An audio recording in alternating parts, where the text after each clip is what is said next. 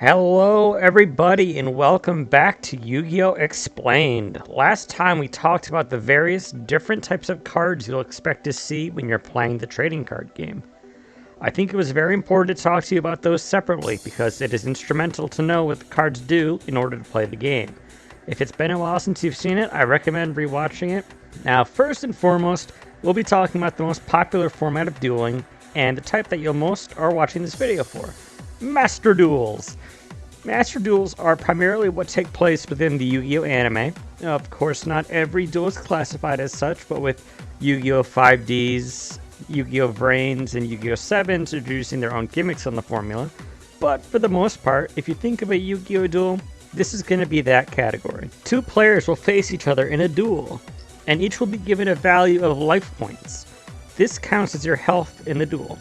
If your life points hit 0, you lose the duel. Now, as time has progressed, the default value of life points has grown over the years. With back in the old days, duelists in the first season of the anime dueled with 2,000 life points each, which then grew to 4,000, which finally settled on where we're at now with 8,000. The shows tend to revolve around the 4,000 point mark to keep duels fast-paced for the animation's sake, but if you're looking to play in the real world, 8,000 life points is the most commonly default value you find. Of course, nothing is stopping you and a friend from deciding to start with 3,000 life points, or 1,000, or hell, even 50,000. It's totally modifiable, but the closer you get to competitive, the less lax people are going to be on strength from the tournament standard of 8,000. Now, how do you get your life points to 0, you ask? Well, let's begin. Both players will have a deck of cards that's between 40 and 60 cards. No less, no more. Now, you might not believe it, but this deck limit wasn't always a thing in Yu-Gi-Oh! There was one specific event that literally happened at the Yu-Gi-Oh! German Nationals in 2007, held in Hanover. Mike Schway and Tobias Einer here are seen carrying an absolute unit of a deck box, and yes, you are looking at that right, this is a container for a Yu-Gi-Oh! Deck that they brought to a Nationals, because before this point, there was no hard limit on how large your deck could be. This thing contained 2,222 cards. The only rules at the time were that you had to bring a printed out version of your deck list to be verified by official judging staff. And the two of them certainly did. They have a monster of a PDF that they brought with them, which would have to be verified to enter the tournament. There's a video by Mega Capital G I'm going to link in the description. It talks about the prank in more detail. I highly suggest giving it a watch as it's extremely humorous, and it's the sole reason why we now, to this day, have an upper cap limit to 60 cards in one deck. Back to the game, your decks will contain 3 types of cards: monsters, spells, and traps. You can find more information about the card types in the previous video in the series that deep dives into all kinds of the cards. I'll go into detail about how to build a deck later, with an example of a few decks of my own that I like to run so you can see the underlying live logic of things to look for. But first, we're going to look and examine the field of play. Okay, so we saw this image a few times in the last video, but here's where we're going to go look at its depth. A full Yu-Gi-Oh! Field looks like this, with each player having their own half to work off of. In order to keep things simple, I'm only going to focus on this half here, because everything applies to this half applies to the other half. It just gives us less things to look at and makes it easier to see. Starting off here, we have the deck zone. This is where your full 40 to 60 card deck goes, and it'll remain here for the entirety of the duel. If you need to find a card in the deck because of an effect or when you draw a card, it'll be from this spot here. Then on the opposing side of the field, we have the extra deck zone. This is an entirely optional zone that you can work with depending if you have any cards in your extra deck. The extra deck is what holds your Fusion, Synchro, Xyz, and Link monsters if you recall from the previous episode. The only monsters that do not go in the extra deck are normal monsters, effect monsters, ritual monsters, and pendulum monsters. The extra deck can have anywhere between 0 to 15 cards in it, and its total count does not factor into the 40 to 60 limit in the main deck. You can have 60 cards in your main deck and 15 cards in your extra deck. That's totally fine, as is having 40 cards in your main deck and 0 cards in your extra deck. Each specific deck tends to work best at specific values, so as you grow to learn the deck that you choose, you'll be able to learn what those are. I will say though, generally, running the minimum amount of cards possible in your main deck is usually the recommended amount, as you'll be able to get to your really good cards more consistently than if you were to run the full 60. But again, there are outliers. Next up are the main monster zones. These take center stage on the field as they are arguably the most important. These zones are where your monsters are summoned to. Only one active monster can be in a zone at a time. I say active monster because, as we learned last time, Xyz monsters will have monsters underneath them used as materials for their effects. But only the monster on top counts then as a monster at that time. There are 5 zones here, meaning that there are 5 monsters you can have out here on the phones at one time. Which then leads me to the extra monster zones up here. There's 2 of these, one for you and one for your opponent. When you summon a monster from the extra deck, you can summon it to this zone here. So technically, you can have up to 6 monsters on the field at any one given time. Extra deck monsters can be placed in the main monster zone or in the extra monster zone, but normal and effect monsters can only be played in the main monster zone. And for one final limitation, Link monsters can be played in the extra monster zone, but they may only be played in the main monster zone if there is already a monster in your extra monster zone. Next up, we have the spell and trap zone. This is where you'll either set your spells and traps face down to use for later, or you'll play them face up to activate. Again, same deal, you have 5 spaces to hold 5 cards, so that you have that many opportunities to use spells and traps, so long as you have space for them on the field. On each of the spell and trap card zones also exists the pendulum zone. If you remember from the card explanation video, pendulum monsters are 1/2 spell and 1/2 monster. If you choose to play them as a spell card, you do what is called setting the pendulum scale. You will then put them into these 2 zones here. This is totally optional, and you're not required to use these as pendulum zones in case you were worried about losing out on 2 spell and trap card zones. But if you do play pendulum monsters this way, know that this is a sacrifice that you will have to make. Now, speaking of spell cards, up here in the top left is the field zone. Sounds kind of redundant, but it really means to say the field spell zone. If you remember from the previous video, field spells are the type of spell card that affects the entire battlefield and remains on the field unless it is specifically destroyed or replaced. Those will go up here. Finally, we have the graveyard. This is where cards go when they get used or are destroyed.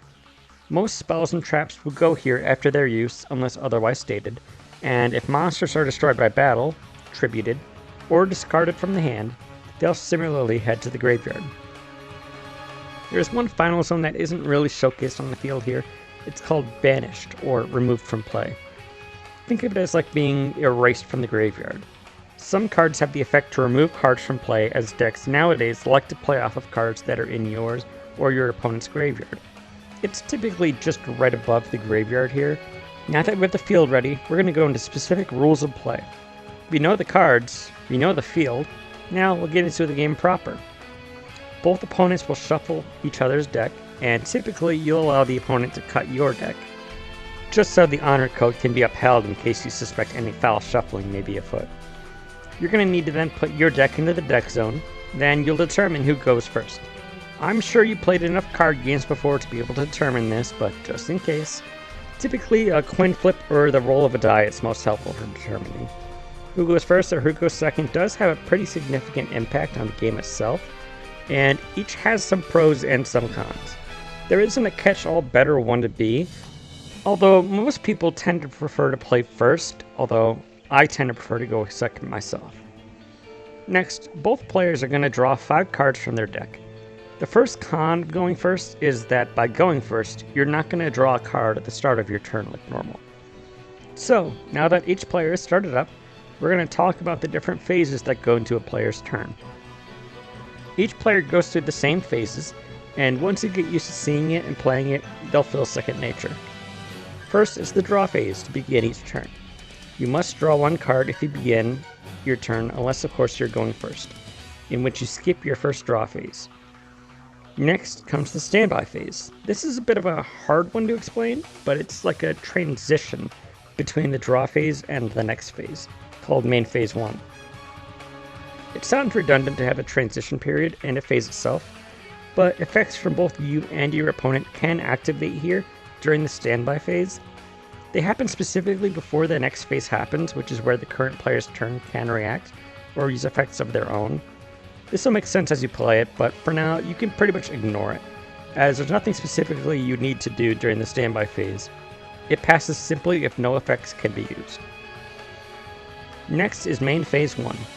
This is the phase you'll typically spend the longest time in. Here you can summon monsters, play spells and traps, and even search the field as well as players' graveyards or your personal extra deck. Obviously you cannot search your own main deck unless you have a specific card that allows you to search, specifically for various other cards, but do remember at the end of those searches the deck must be reshuffled. Other important things to note: during your main phase 1, you can only normal summon one monster per turn. Normal summons are the most default summon in Yu-Gi-Oh!, although they aren't the most common nowadays. They are to be differentiated from special summons, which generally have no limit unless otherwise stated. Let's say we have a Dark Magician in our hand.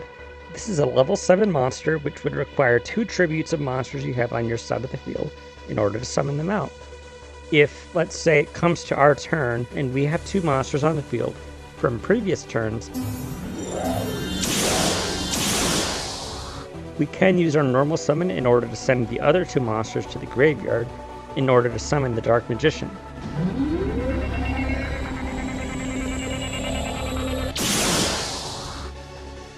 Or you can special summon it. Let's rewind a little bit. Say we have those 2 monsters here on the field with the card face down in our spell and trap card zone. Let's say we set it down last turn.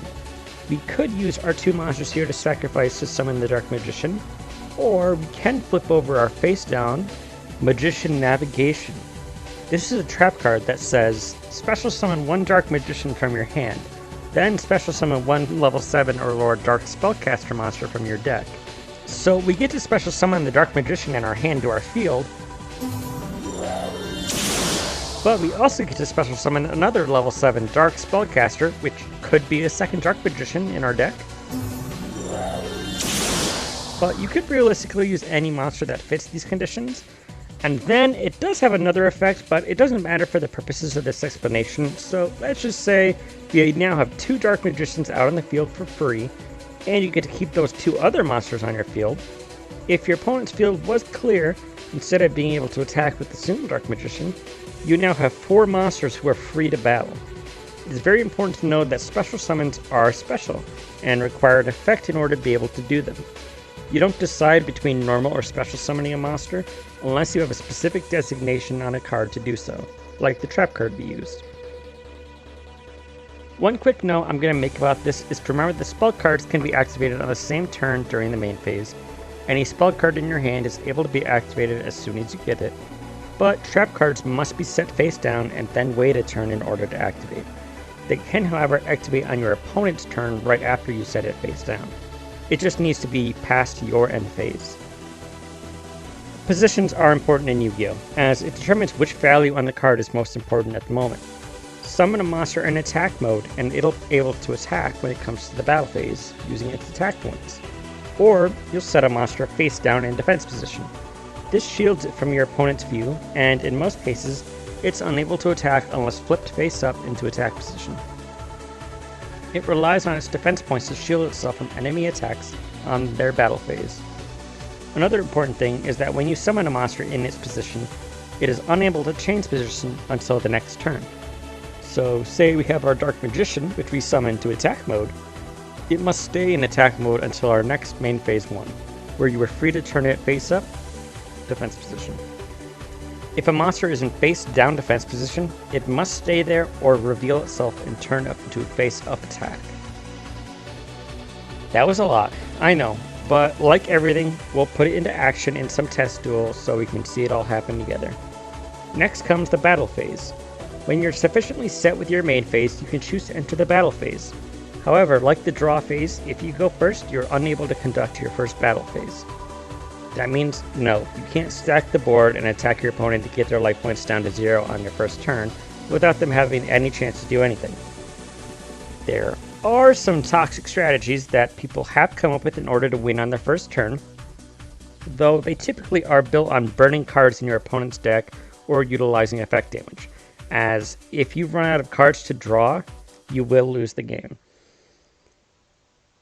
You are fully able to damage the opponent on your first turn this way by using effect damage, but those decks need to be hyper specifically built for this purpose and tend not to hold up playing games normally. When you are able to conduct your battle phase, you will take notice of the monsters that you are having in attack position. You'll decide which monsters you want to attack, in which case you'll do a little bit of math, or if you're playing the video games, they'll do the math for you. To subtract the attack value between the monsters, say we have our Dark Magician battle again, we're attacking the opponent's Proto Cyber Dragon. Dark Magician has 2,500 attack points, and Proto Cyber Dragon has 1,100 attack points. If Dark Magician attacks Proto Cyber Dragon, then the other player will take 1,400 points of damage to their life points. If this happened at the start of the game, then they'd have 6,600 points of damage, assuming a full game of 8,000 points to start for the both of them. Proto Cyber Dragon would then be sent to the graveyard. If we had that second Dark Magician from before summoned to the field still, and those two other monsters, let's say Dark Magician Girl and the Magician of Black Chaos for theme's sake, these three monsters can still attack, and if our opponent still had a monster face down in defense position, we would need to attack that monster next. So let's use our Dark Magician Girl to attack this face down defense position monster. It flips up to reveal the Big Shield Gardener.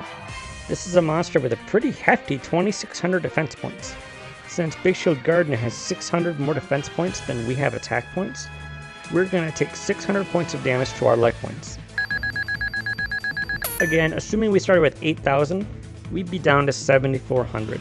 Since the monster we were attacking it was defense position, our Dark Magician Girl remains on the field. It's not destroyed. It's important to note if we attacked an attack position monster that had a higher value, like the Cyber Dragon, a monster that has 2,100 attack points, we would take 100 points of damage, but Dark Magician Girl would also be destroyed from this battle and be sent to the graveyard. So it's important to keep the values of the monsters you're knowing and fighting enable. Back to our example, our Dark Magician Girl was unable to destroy the Big Shield Gardener, but worry not.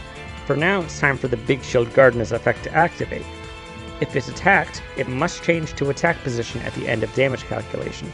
So, it now changes to attack mode, and it has a measly 100 attack points. We can now follow up and make the most of our mistake here. Our second Dark Magician here can follow the attack now and do a whopping 2,400 points of damage. If we're running with that same values as before, our opponent would now have 4,200 life points remaining. With that monster cleared, our opponent's field is now empty. Our Dark Magician of Chaos has 2,800 attack points and can use its full force to attack our opponent directly. Our opponent takes 2,800 points and it's left with 1,400 life points remaining and 4 terrifying monsters on the field to face off with, and an empty field of their own. In this instance, we would end the battle phase and then move on to the second to last phase, the main phase 2. This is exactly what it sounds like on the tin. It's another main phase, or rather a second chance at a main phase. This does not give you an additional normal summon, but if you did not normal summon in main phase 1, then you can normal summon in main phase 2. You can, however, use spells and traps, as well as special summon if you're able to do like normal in this phase. When you are satisfied, you will transition into the final phase of the turn, the end phase, and then it becomes the next player's draw phase, and the cycle begins again. The player going second has the benefit of allowing a draw phase, and the ability to conduct the battle phase on their first turn. But a downside to going second is you don't have an opportunity to react to anything your opponent is doing on the first turn, since you have not yet had a chance to set any monsters, spells, or traps. They are basically allowed to be able to set any monsters, spells, and traps of their own without any response from you, with the exception of a very few amount of cards, but those specific cases I'll go over when we go over specific duels. The two players will continue to go back and forth in this cycle: draw phase, standby, main phase 1, battle phase, main phase 2, and repeat, until one player loses all of their life points or they're unable to draw any cards. Now that you have the basic rules, you have the cards, you have the field, and you've probably seen the anime once or twice in order to get the general flow of things, what else is there to know? Well, that of course is deck building. The deck is the most important tool of a duelist, as it controls how you play the game. I'm gonna be honest, I'm not the best at building decks, but I'm gonna show you some deck of my own in a short bit. But for the specific how-tos, I'm gonna list a video in the description for you to follow up on that is from a creator in the scene who knows a lot more than I do. YuGiOh is a really talented creator who is deeply knowledgeable about the competitive scene, and I highly recommend subscribing to him, as he frequently makes videos on the competitive scene, ban list analysis, etc. The specific video I'm listing here is YuGiOh, How to Choose a Deck, which talks about some of the mindsets behind choosing a deck to play. In this video, he talks about the 4 general playstyles of deck: aggro, combo, control, and stun. Finding out which playstyle best suits your own taste will help make the choice of what kind of deck play that much clearer and easier to make. I don't want to steal his info, so I'm going to double down on recommending you check out the video. It's only 10 minutes, learn yourself some knowledge. Of course, YuGiOh tends to run with a meta that picks a certain amount of very strong decks and elevates them to the top. But there are dozens and dozens and dozens and dozens of different archetypes with cards that synergize with one another. Honestly, if you have absolutely zero clue about what deck you want to run and are looking to run something casual, I'm going to recommend the different anime series. Each character in the anime runs a different type of deck, and who knows, maybe you'll find one of them really interesting and want to know more about how it plays, or maybe just like the art, or how certain cards look. After all, outside of being a really good story with good characters, that is a function of the anime, to be able to showcase new cards and archetypes. Go try some and see if there's anything you like. Though if you want usable decks, I'd recommend watching anything after the first series, Duel Monsters, as especially with the first season, they tend to make up their own rules as they go along. With that, I want to bring up a deck of my own, and then I'll commentate a duel with it, so stopping to explain the action as it happens. So I'm running this duel on YuGiOh Master Duel. This is a free-to-play duel simulator that is officially sanctioned by Konami, and is currently the best official way to play Master Duels online with other people. I'll talk more about this game specifically next time in a video game episode, but we will be using it to showcase the duels I demonstrate. If you're interested, this game is available on literally every platform under the sun. Now with that said, the deck I'm going to explain first here is one I've shown quite a few cards of already in the last episode, Cyber Dragons. For you anime enthusiasts, or folks with a good memory, this is the archetype that Zane Truesdale from YuGiOh GX runs, although it has some cards that were made after he used them, of course. As I bring up the deck list, I have to make another quick announcement to note. You are limited to running 3 copies of most cards. However, there is a banned, semi-limited, and limited list that will ban, semi-limit, and limit the number of cards that can be used in your deck. For translation, unlimited is 3 copies of a card can exist in your deck. Semi-limited means 2 copies of a card can exist in your deck. Limited means 1 copy of a card can exist in your deck. And then banned, or forbidden as it's sometimes called, is 0 copies of a card can exist in your deck. It's important to realize how many copies of each card you can and should put in your deck. If you're playing Master Duel or any other YuGiOh video game, this will be made obviously apparent to you. If you're playing in real life, it'll be up to you to keep up with the ban list changes as they happen. Of course, if you're playing casually, play with whatever you feel like. You and whoever you play with can use or restrict whatever cards you want. In my deck here, I'm running no banned or limited cards, but I am running 1 semi-limited card, of which I'll point out when we get to explaining it. So, Cyber Dragons. This is a deck that revolves around the monster Cyber Dragon. This is a level 5 light machine monster who has 2100 attack points and 1600 defense points. It has the special ability of being able to be special summoned to the field if your opponent controls a monster on their field and you have none on yours. This is a ridiculously good ability that can allow you to get this monster out earlier than normal, which helps its combo potential. Before we discuss said potential, let's go into the other cards. I'm going to briefly explain them here because we'll get more into what they do during the duel. Monsters. 3 Cyber Dragon Hertz, 1 copy of Cyber Pharaohs, 3 copies of Cyber Dragon Natchester, 2 copies of Max C, 3 copies of Cyber Dragon Core, 2 copies of Ash Blossom and Joyous Spring, 1 copy of Cyber Dragon's Vi, 2 copies of Cyber Dragon Dry, 2 copies of Cyber Dragon Veer, 3 copies of Cyber Dragon, and 2 copies of Galaxy Soldier.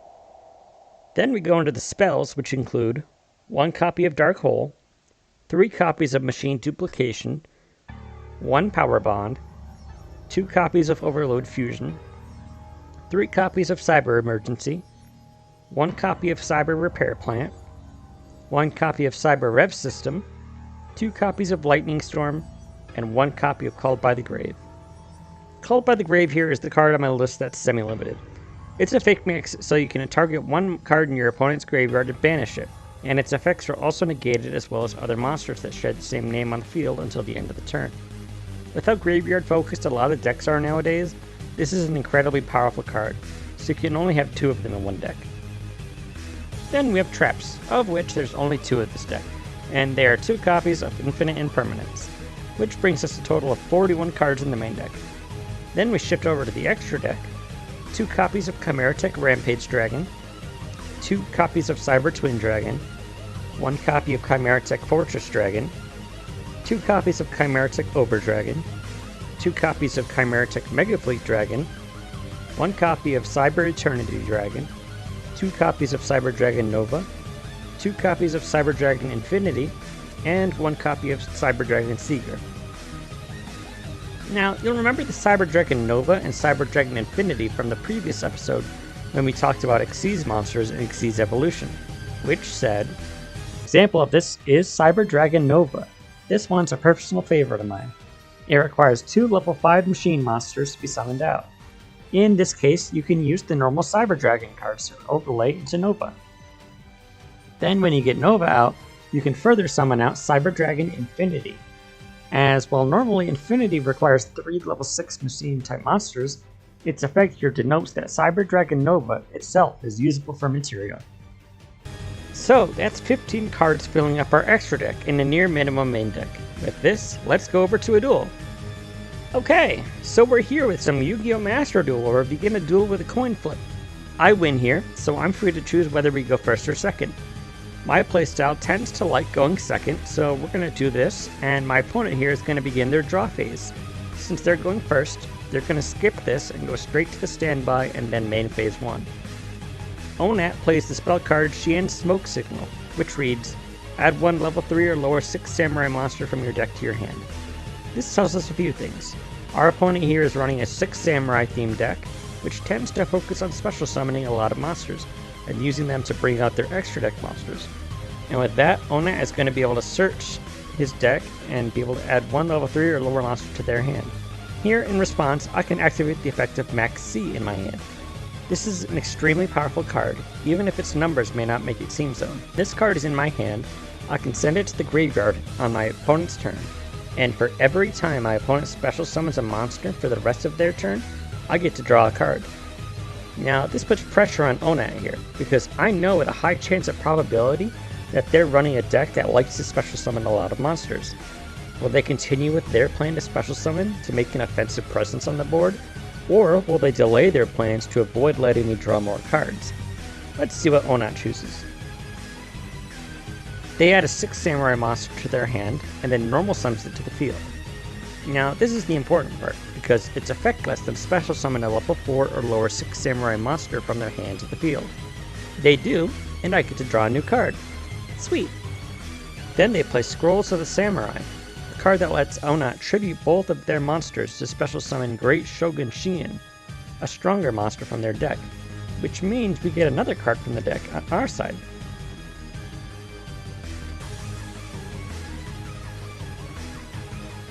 Onat sets a card face down and skips to the end phase. So this is the power of Max C.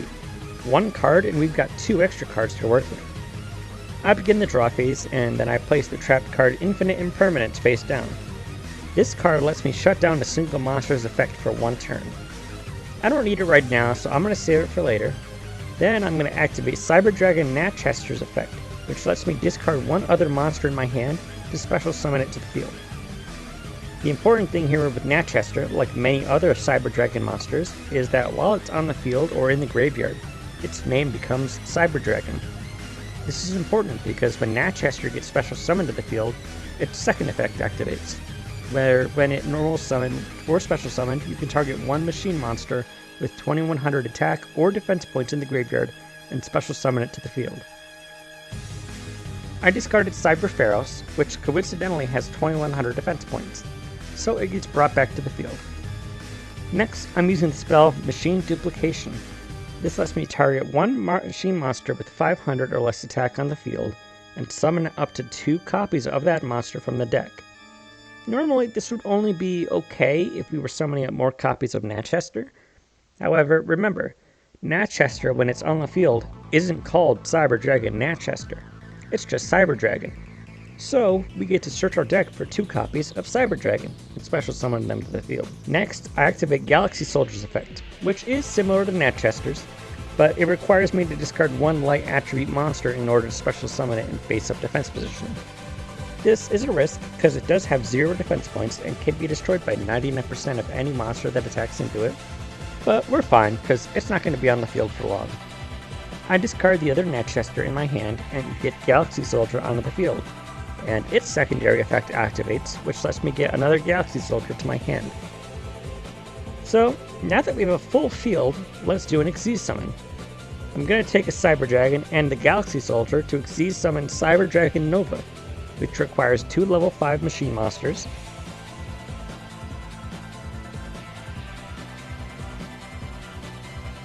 Next, we're going to perform an Xyz evolution and summon out Cyber Dragon Infinity, using our own Nova and its attached materials.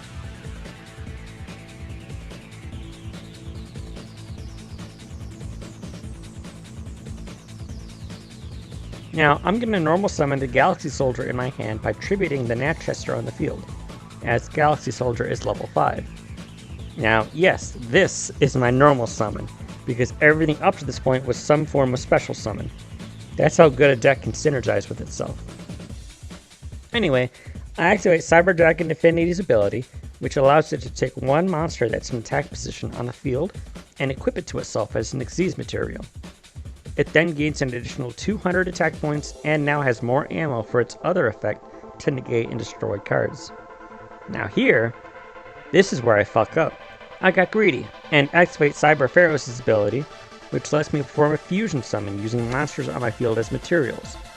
I fusion summon Chimeratech Overdragon, and forget that one condition of this monster's summoning is that I must destroy all cards on my field, meaning Cyber Dragon Infinity dies for no good reason. Stuff happens, you live and you learn. Obviously learn from my mistake. One part of dueling is learning to adapt to the current situation. Chimeratech Overdragon here has 2400 attack, because its attack value is determined by the number of monsters used to summon it times 800. I used 3 monsters to summon it, so 3 times 800 equals 2400. I play the Cyber Rev System spell card, which lets me special summon a machine monster to the field from the graveyard, so I choose Cyber Dragon. Quick hindsight, it would have been smarter for me to bring back Natchester, as Natchester's effect would activate, and then I could bring Cyber Dragon back as well.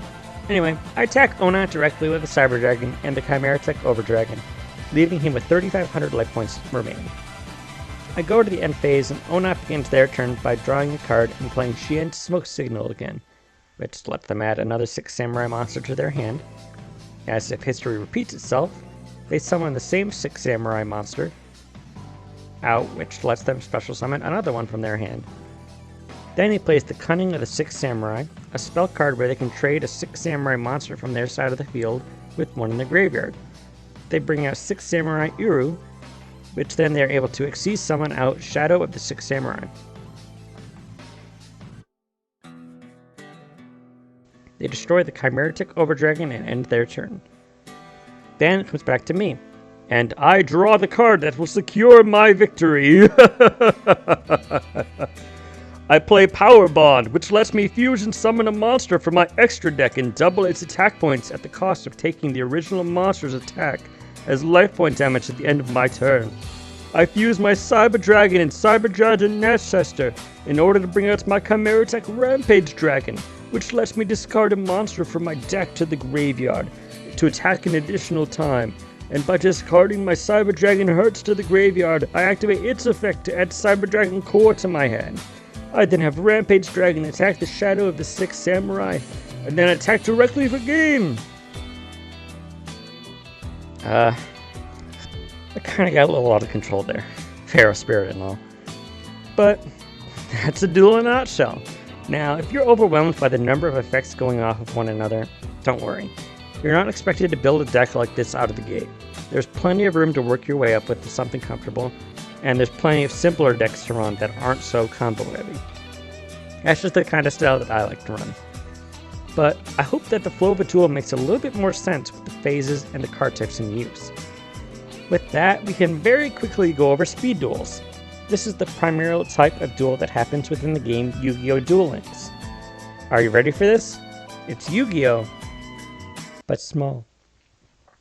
Yeah, this is a mini form of Master Duel rule set with a smaller field and half the life point value, in duels as well as half the deck size. Duels happen on smaller scales here with 3 monster zones and 3 spell trap card zones, 30 card max for decks and 20 card minimum, and 8 cards possible in the extra deck, as well as the ability to have character-specific abilities that give all sorts of buffs and nerfs across the game. It's different enough that the size of the field and the amount of life points can wildly affect what kind of cards are useful, and decks that aren't so great in Master Duels can find a lot of interesting use in Speed Duels, and vice versa. The final form of dueling at the moment that I'll mention, but won't go too deep into, is Rush Duels. They're sort of a disambiguation off of Speed Duels with some extra rules and the primary duel type used in Yu-Gi-Oh! 7s. There's only a single official way to play this duel style over in the West right now, and that's through the recently released Yu-Gi-Oh! Rush Duel Battle Royale over on Nintendo Switch. I'll be talking about this more next time, so look forward to that. And with that, we are done here. We have covered the anime series, the card types, and now the rules of the game, plus deck building tips, and even an example duel. Next time, we're going to tackle the video games in more depth, so I hope you're excited for that to return. Hope you have a great day, and I'll check you guys next time.